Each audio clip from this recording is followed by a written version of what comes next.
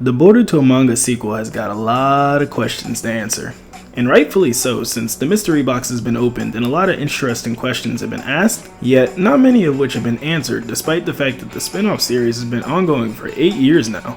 Of course, being tied to Naruto so heavily has led many of the community's popular opinions on the series to be based strongly on the comparisons to its predecessor.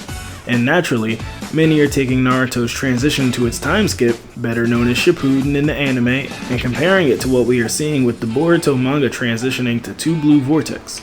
In recent times, many have scrutinized Naruto's time skip and have questioned its existence entirely, but for the most part, the general consensus is that Shippuden marked the turning point for the series in more ways than I care to go over, and it was for better or for worse, depending on who you speak to.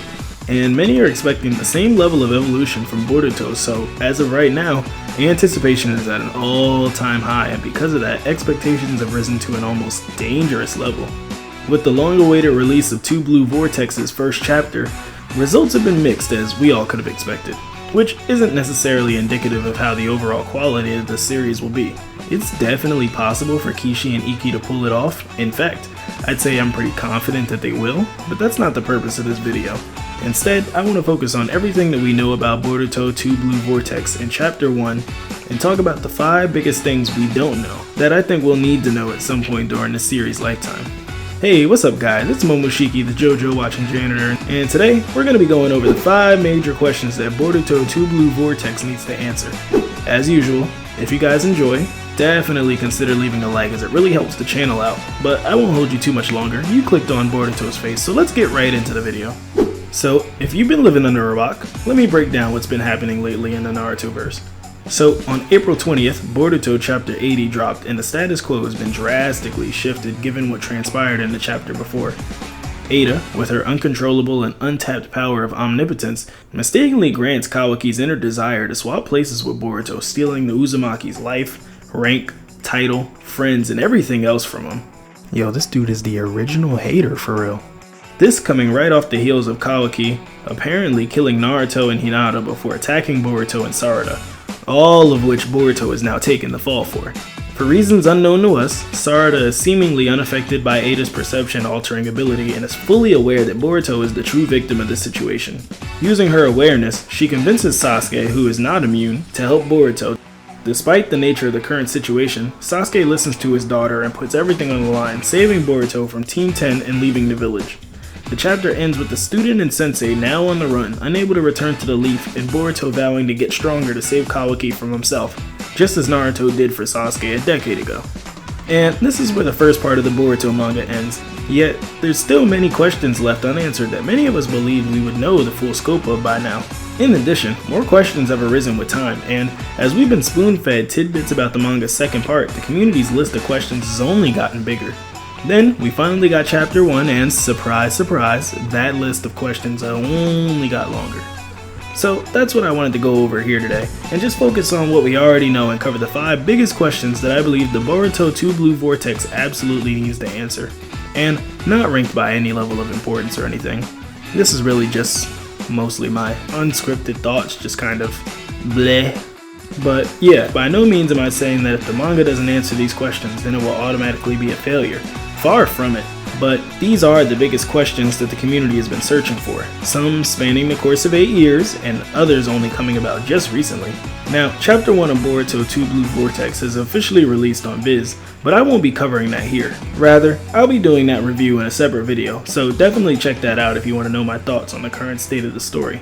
But I will say that it's getting juicy! But I don't want to prolong the video any further. Let's jump right into the list. Starting off with number 5. Everyone wants to know exactly where Kakashi is and why Shikamaru is taken over as Hokage. This one is a bit of a 2-for-1, but leading up to the continuation of the Boruto story, next to no one could have predicted that Shikamaru Nara would have become a full-blown, sworn-in Hokage. Rather, the more popular theories floating around were that Konohamaru would step up in his mentor's place, or Kakashi Sensei would finally come out of retirement, making his grand debut in the manga. I've even heard some suggest that Sakura was in the running to take over, which isn't too far-fetched. And I think the major reason for this is the Hidden Leaf's history. Only one time has someone's advisor doubled as the Hokage's successor, and that was Hashirama and his brother Tobirama. Nepotism? While every other village operates in the business of vertical promotion, this isn't exactly how the Leaf has done things, so we in the community didn't expect them to start now. So why Shikamaru becoming Hokage can be easily explained with precedent, the bigger question is determining where Kakashi is. He hasn't been confirmed as dead, yet his former pupil has supposedly died and he's nowhere to be seen in this first chapter. On top of that, he's currently the only person in the village besides Shin with hands-on Sharingan experience, let alone the Mangekyo. And given the fact that Sarada awakened her Mangekyo 3 years prior, how has she been training? Has she been learning on her own like Kakashi did before her, or is he her teacher and is it just hasn't been mentioned yet?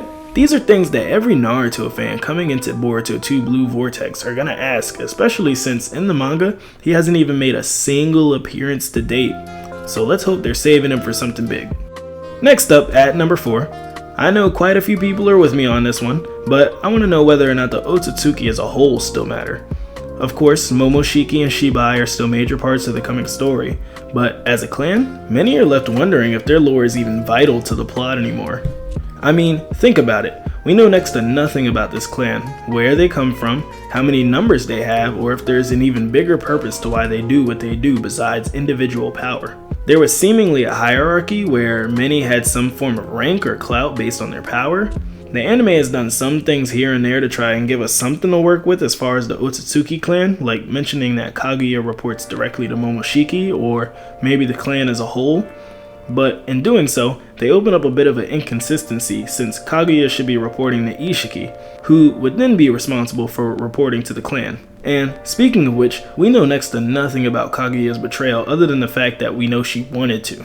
But it's no surprise to anyone that the anime and manga are two different continuities, so I try to stick with the manga only to avoid any contradictions and the fact that it's the source material.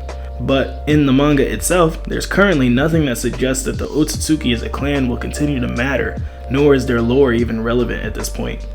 We could potentially see a situation where Shibai becomes a major antagonist or maybe a guiding force at some point, but it would be an individualized situation, which I can't see this having anything to do with the rest of the clan. Especially since Ishiki has left the Otsutsuki will to code, which makes me feel like we won't be seeing the other two members on the original stone tablets. The one that everybody was, trying to theorize who they could have been or what their abilities were. And on top of all of that, the plot focus seems to be on Kawaki and Boruto's conflict. But I'm thinking that maybe we'll see a larger threat at some point in the future. I just don't think that it'll be relevant to the Otsutsuki clan as a whole. And that's kind of a bummer, cause I like the Otsutsuki. And over at number 3, and this one's gonna be a bit of an anime one, and that's the Jogan. That's the whole question. Or rather, Boruto's Dojutsu is the better question. What's up with this thing? I mean, of course, in the manga, from what we've seen, it's Momoshiki's Byakugan. Some of you may remember, but my first ever video was about the overall canonicity of the Jogan in the Boruto manga. I don't think that's a real word. A lot of people speculate that the very first Dojutsu that we see in chapter 1 of the original Boruto manga is this mysterious eye, especially since when the anime came out, Boruto did in fact have the Jogan in the opening. On top of that, the anime has continued to make the Jogan crucial to Boruto's bloodline, as well as appearing from time to time in canon arcs. Despite that, we have next to nothing but speculation on the manga side of things, and I'm gonna be real. That's not enough for those who do follow the source material and are patiently waiting to see if this thing will ever show up. The people want to know. Next up, down at number 2, we have Sumire and Sarada, the only two people immune to Ada's charm and omnipotence, despite seemingly being ordinary humans. There definitely has to be a good answer for this one since it's such a major plot point. Unlike the other questions on this list, this one doesn't just have the biggest likelihood of being answered, but it more than likely will be given how important it is to the overall narrative. But fans can speculate all day, but I've seen nothing concrete or even viable in my opinion. Sarada and Sumire are two of my favorite characters in the series, so I'm definitely happy that they're getting their shine. Here's hoping that they get the respect they deserve whenever they get around to answering this one, because they could use a win. And finally, at number 1, why do we need a time skip? Of course, everyone is going to want a justification for why the series jumped 3 years into the future rather than just a week, especially since one of the major criticisms of Chapter 1 was that many of the characters seem to be having conversations that should have occurred maybe a week or even a month at most after Boruto left the village. Of course, the easy explanation is that the Boruto team wanted to cash out on the time skip design merch and getting everyone talking again, waiting to see how different their favorite character is going to look come time skip.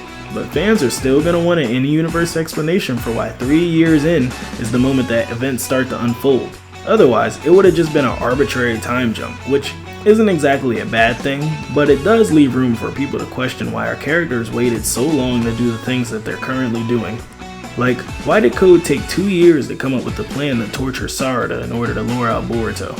But even so, Naruto's time skip could honestly have been condensed into a couple of months rather than 2.5 years, and the overall story wouldn't have changed much. And despite that, it doesn't make the time skip any lesser for it, rather it just gives the impression that our characters have been operating a little slower than we would have liked or expected. Especially given the breakneck speed at which events occur during the story, yet everything seems to sort of freeze for 3 years. At least we got some cool outfits out of it though. Or at least I think so. Eesh, some of you guys are up in arms about these designs. But that's our list.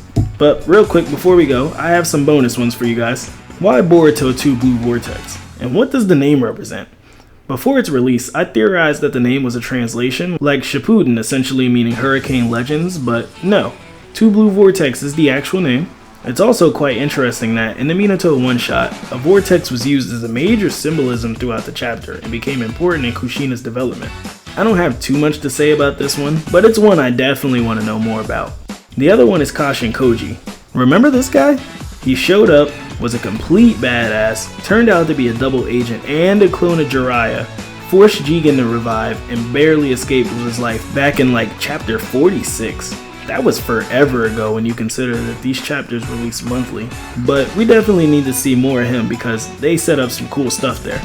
It's just a shame Naruto won't be around to see this. But that's my list of the biggest questions I have for Boruto 2 Blue Vortex. I'm sure you have a list of your own, and I'm honestly curious to know what it is, so definitely let me know down in the comments below so we can talk about it. Also, if you like what we do here on the channel, just talking anime and manga, definitely hit that subscribe button because, you know what, no.